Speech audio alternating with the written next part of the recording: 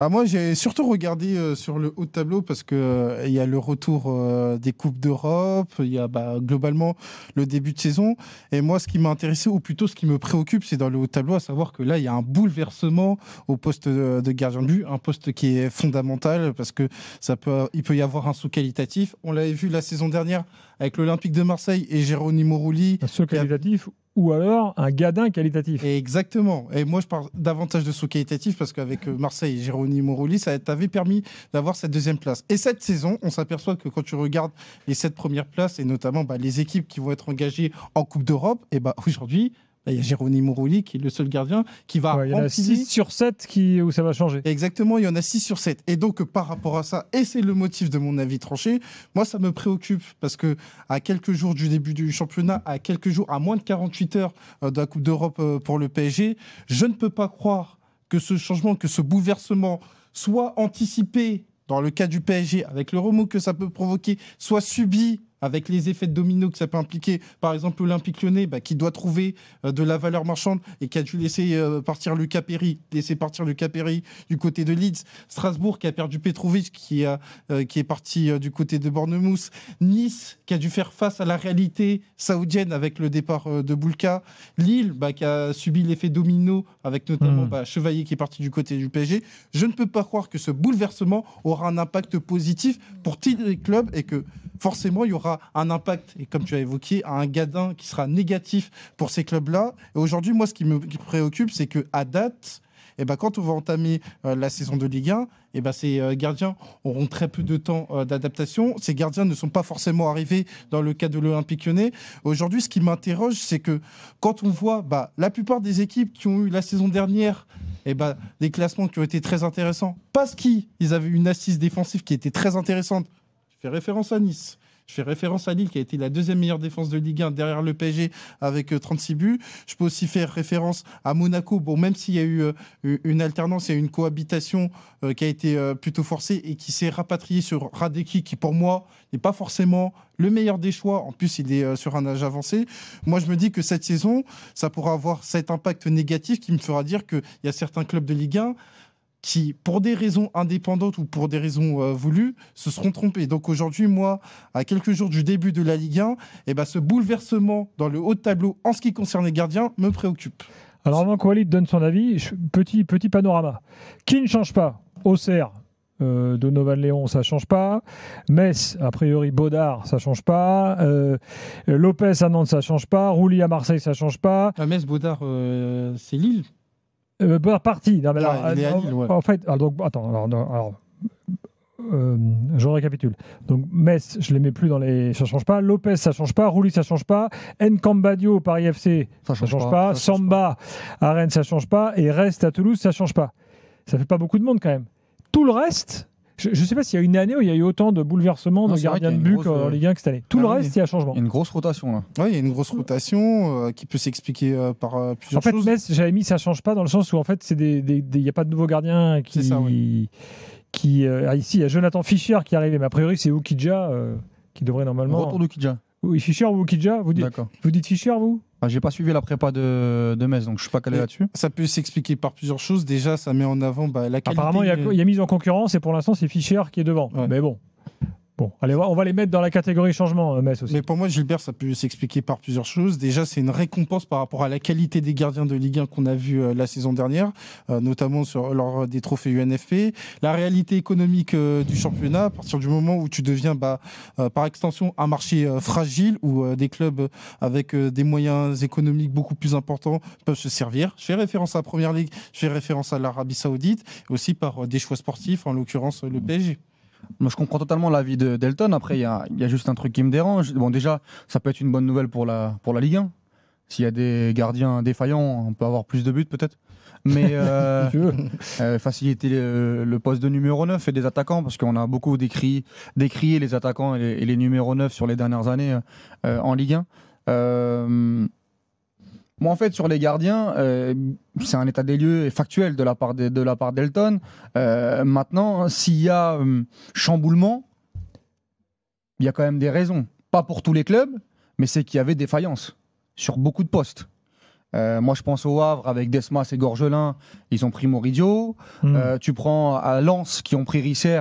Le départ de Samba a été très très compliqué. Il y avait Ryan en fin de saison. Il y avait Ryan, il y avait Kofi aussi, qui n'ont pas fait l'unanimité. Bon, Lille, Chevalier part logique au Paris Saint-Germain. Mais il y a aussi pas mal de départs contraints quand même. Ah, ben ouais, Par exemple, Lyon, oui. tu peux te poser la question.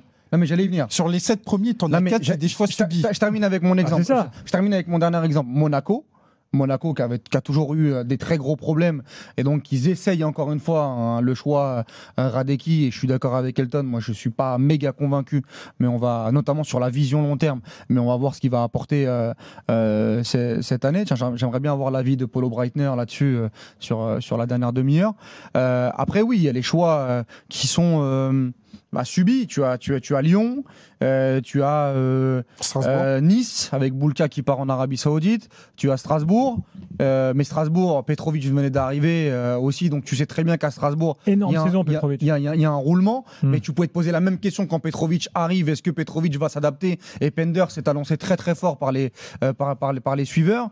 Bon, tu as et j'en oublie un. T'as dit quoi? T'as dit Nice, Lyon, Strasbourg et Lille? Ouais, c'est les 4. Voilà, tu veux mettre Monaco dedans? Non, Monaco, pour moi, c'est un choix assumé parce qu'ils veulent. Et c'est un choix qui s'imposait. Je vais te faire une liste encore différente. Moi, je m'engage sur une liste. Et pour le coup, et juste terminer avec le PSG, où tout allait bien, ils font un choix vision pour aller encore mieux en allant prendre un gardien à un club concurrent, à un club de Ligue 1, parce que Luis Enrique veut un gardien beaucoup plus adapté à son jeu. Donc voilà, en fait, il y a plusieurs histoires dans tout ce remue-ménage, dans ce jeu de chaises dans ce remue-ménage, dans ces chaises musicales au poste de gardien. Mais je suis pas moins inquiet que l'année dernière. Ah bon l'année dernière, l'année dernière, t'avais davantage de stabilité. Non, mais d'accord, mais l'année dernière, quand en janvier, Samba il part à Rennes, que tu as Mathieu Ryan, que tu as. mais là, Wally, par rapport au haut tableau. Non, mais quand Rouli arrive et remplace Paul Lopez, j'ai aucune garantie à Marseille. Au final, c'était très très bien. Quand on a comment il s'appelle à Monaco, le duo Majeki Cohn, mais qui était déjà là. Oui, mais qui était déjà là. Mais on n'était pas satisfait non plus. J'étais plutôt inquiet pour Monaco. Donc en fait, ça existait pour beaucoup de gardiens. Non, parce que pour le coup, c'était beaucoup plus minoritaire. Là, c'est l'écrasante majorité. Moi, je vais vous faire une liste des clubs qui cette année vont avoir un moins bon gardien que l'an dernier. Ah bah oui, ça m'intéresse. Ça. Mais ça, comment on le sait? C'est mon ressenti. Non mais d'accord, mais c'est ton ressenti à l'instant T. Mais viens, on le fait, on fait pour l'année d'avant aussi. Tu vas remarquer qu'il y a des surprises. Moi, je te dis que Brest, avec Majeki, ils ont un moins bon gardien que Bizot. Ça oui, ça je suis d'accord. Voilà. Je te dis que Lille, ils vont avoir un moins bon gardien que Chevalier. Je te dis que Lyon, ils vont avoir un moins bon gardien que ça. Je sais pas. On me dit que celui de Maillard qui est très très bon. Moi, je te dis que Nice, même si Diouf est bon, Boulka, pour moi, c'est un très bon gardien. Diouf, il a été très bon cette saison avec Reims. Je t'ajoute Strasbourg. Ils sont descendus, quoi. Petrovic, saison extraordinaire. Est-ce que Penders va faire la même? On ne sait pas. Ok. Voilà. Et allez, je t'ajoute Angers, parce que Fofana, il fait une énorme saison, il veut partir. Et là, il est encore parti. Oui. Mais si tu penses que. Je te prends l'exemple. J'en ai 5 là. Je te prends l'exemple. 6 même. Tu penses Chevalier Donnarumma, tu es sûr que. Voilà, ça pour moi, je suis convaincu que le PSG a un meilleur gardien que l'an dernier. Donc là, c'est l'inverse. C'est l'inverse. Là, je te fais la liste de ceux qui ont les moins bons gardiens. Très bien. À Lens. À Lens. T'es sûr que Risser c'est moins fort que Mathieu Ryan? Et attention, je suis pas sûr. T'es pas sûr? Si, moi, en début de saison, t'étais avec Samba. Oui, d'accord. Non, mais pour mais par un Samba qui avait la main dans le slip. C'est mon ressenti. Oui, bien sûr. Mais après, attention, ils étaient 3e meilleure défense de Ligue 1. Non, mais attention, moi je dis juste qu'aujourd'hui, la photographie de départ et la photographie à l'arrivée des gardiens, on peut être agréablement surpris, comme